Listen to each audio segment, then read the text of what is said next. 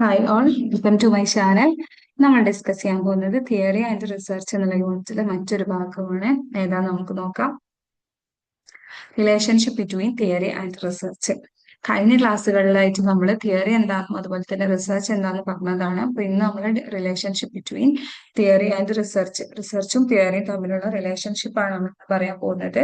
ഇതുവരെ ഈ channel subscribe ചെയ്യാത്തവരാണെങ്കിൽ സബ്സ്ക്രൈബ് ചെയ്ത് സപ്പോർട്ട് ചെയ്യേണ്ടതാണ്. Bearing of the theory on research. The term sociological theory has been used to refer to the products of several related but distinct activities. അതായത് വ്യത്യസ്ത തരം related ആയിട്ടും അതുപോലെ തന്നെ അൺറിലേറ്റഡ് ആയിട്ടുമുള്ള ആക്ടിവിറ്റീസിന്റെ പ്രൊഡക്ട്സിനെ റെഫർ ചെയ്യാൻ വേണ്ടിയിട്ടാണ് സോഷ്യോളജിക്കൽ തിയറി പ്രധാനമായിട്ടും ഉപയോഗിക്കുന്നത് എന്നാണ് പറയുന്നത്. The varieties of activities has significantly different bearing on empirical social research. ഇത്തരത്തിലുള്ള വെറൈറ്റീസ് ഓഫ് ആക്ടിവിറ്റീസ് എന്തിലേക്കും കൂടി നയിക്കുന്നുണ്ട്? Different types of empirical social റിസർച്ചിലേക്കും കൂടി നയിക്കുന്നുണ്ടെന്നാണ് പറയുന്നത്. Merton characteristics 6 different types of activities that comprise a theory. അതായത് മെർട്ടന്റെ അഭിപ്രായത്തിൽ പ്രധാനമായിട്ടും 6 ടൈപ്പ് ഓഫ് ആക്ടിവിറ്റീസ് ഉണ്ട്.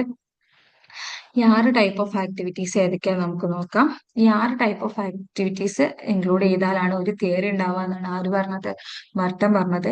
അപ്പൊ അദ്ദേഹത്തിന്റെ അഭിപ്രായത്തിൽ പ്രധാനമായിട്ടുമുള്ള ഈ 6 ആക്ടിവിറ്റീസ് എന്ന് പറയുന്നത് ഒന്ന് methodology, then post factum sociological interpretations, general sociological orientation, analysis of sociological concepts, empirical generalisation, sociological theory. മെത്തഡോളജിയിൽ ഒന്നാമത്താണ് എന്തെന്ന് പറയുന്നത്? മെത്തഡോളജി എന്ന് പറയുന്നത് it is the logic of scientific procedures while theories are substantive. അതായത് മെത്തഡോളജി എന്ന് പറയുന്നത് എന്താ? ലോജിക് ഓഫ് സയന്റിഫിക് പ്രൊസീജിയറിന്റെ ഒരു ലോജിക്കിനെയാണ് നമ്മൾ എന്തെന്ന് പറയുന്നത്? മെത്തഡോളജി എന്ന് പറയുന്നത്. Methodology is not particularly bound up with sociological problems, for they are not sociological in character. അതായത് സോഷ്യോളജിക്കൽ പ്രോബ്ലംസിനോട് അതുപോലെ തന്നെ പർട്ടിക്കുലർലി ആയിട്ട് ബൗണ്ടപ്പ് ചെയ്യുന്ന ഒന്നല്ല എന്തെന്ന് പറയുന്നത്? മെത്തഡോളജി എന്ന് പറയുന്നത്. അതുകൊണ്ട് തന്നെ ഇതിനെ ഒരു സോഷ്യോളജിക്കൽ ആയിട്ടുള്ള ക്യാരക്ടറിസ്റ്റിക്സ് അല്ല മെത്തഡോളജിക്ക് ഉള്ളത്. അടുത്താണ് എന്ത്? General sociological orientations. To provide a general context for investigation and facilitating the process of arriving at hypothesis.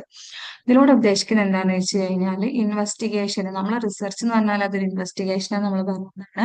അപ്പൊ ഈ ഒരു റിസർച്ചിനുള്ള ആ ഒരു ജനറൽ കോണ്ടെക്സ്റ്റ് പ്രൊവൈഡ് ചെയ്യും. അതുപോലെ തന്നെ നമുക്ക് ഹൈപ്പോതെസിസിലേക്ക് എത്താൻ അല്ലെങ്കിൽ ആ ഒരു ഹൈപ്പോതെസിസിലേക്ക് എത്താനുള്ള ആ പ്രോസസ്സിനെ ഫെസിലിറ്റേറ്റ് ചെയ്യുകയുമാണ് ഈ ജനറൽ സോഷ്യോളജിക്കൽ ഓറിയന്റേഷൻസ് എന്നതിലൂടെ ഉദ്ദേശിക്കുന്നത്. ഞാൻ അടുത്താണ് എന്ത്? Analysis of sociological concepts.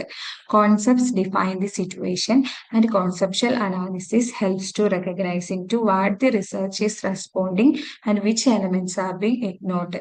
നമുക്കറിയാം കോൺസെപ്റ്റ് എന്ന് പറഞ്ഞാൽ എന്താ? ഒരു സിറ്റുവേഷൻ ഡിസ്ക്രൈബ് ചെയ്യുന്ന കാര്യത്തിലാണ് നമ്മൾ എന്തെന്ന് പറയുന്നത്? കോൺസെപ്റ്റ് എന്ന് പറയുന്നത്.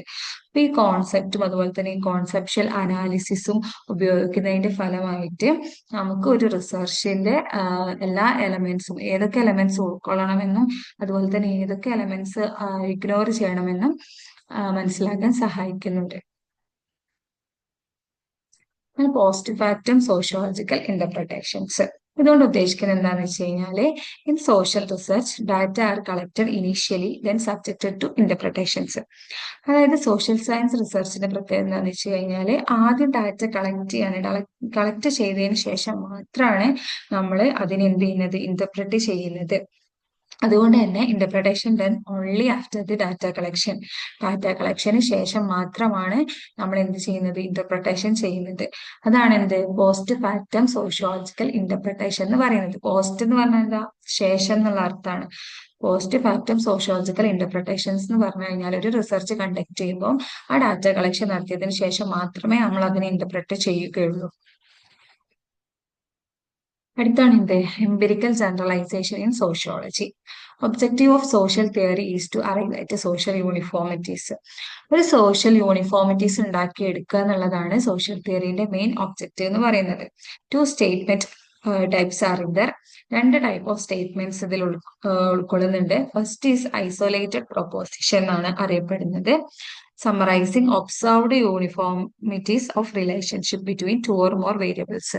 അതായത് രണ്ടോ അതിലധികമോ വേരിയബിൾസ് തമ്മിലുള്ള ആ ഒരു ഒബ്സർവ്ഡ് ആയിട്ടുള്ള യൂണിഫോമിറ്റീസിന്റെ റിലേഷൻഷിപ്പിനെ സമ്മറൈസ് ചെയ്യുന്നതാണ് എന്തുകൊണ്ട് ഉദ്ദേശിക്കുന്നത്, ഐസൊലേറ്റഡ് പ്രൊപ്പോസിഷൻ എന്നതുകൊണ്ട് ഉദ്ദേശിക്കുന്നത്. അതൊരു ടൈപ്പ് ഓഫ് സ്റ്റേറ്റ്മെന്റ് ആണ് അല്ലെ. കാരണം രണ്ട് വേരിയബിൾസ് ഉണ്ട്, ആ വേരിയബിൾസിന്റെ റിലേഷൻഷിപ്പ്, ആ റിലേഷൻഷിപ്പിനെ ഒന്ന് സമ്മറൈസ് ചെയ്ത് പറയുന്നതാണ് ഒരു ടൈപ്പ് ഓഫ് സ്റ്റേറ്റ്മെന്റ് എന്ന് പറയുന്നത്.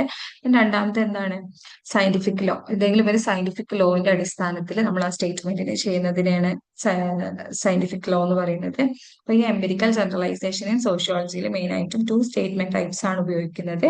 First is isolated proposition, second is scientific law. Clear?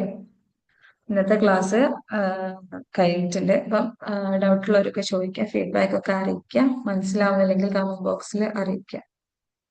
Thank you.